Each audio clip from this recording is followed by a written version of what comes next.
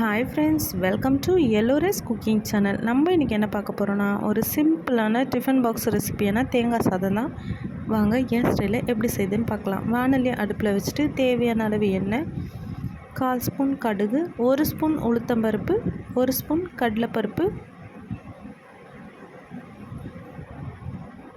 4 வரமிளகாய், 4 பச்சை மிளகாய், 1/4 ஸ்பூன் சீரகம், ஒரு கொத்து கருவேப்பிலை. இது எல்லாத்தையும் நல்லா பொன்னிறமாக வறுத்துக்கோங்க.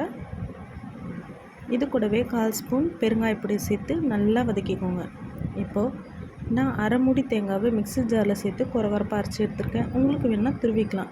இப்போது இது எல்லாத்தையும் நல்லா கலந்து விட்டுட்டு 5 நிமிஷம் அடுப்பை ஸ்லோ ஃப்ளேமில் அப்படியே வச்சுருங்க. இப்போ தேங்காய் சாதத்துக்கு தேவையான உப்பு சேர்த்து நல்லா கலந்து விட்டுருங்க.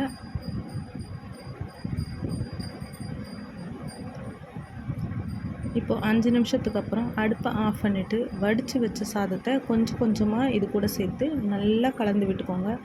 தேங்காய் சாதத்து கூட எல்லாத்துலேயும் படுற மாதிரி நல்லா கலந்து விட்டுக்கோங்க.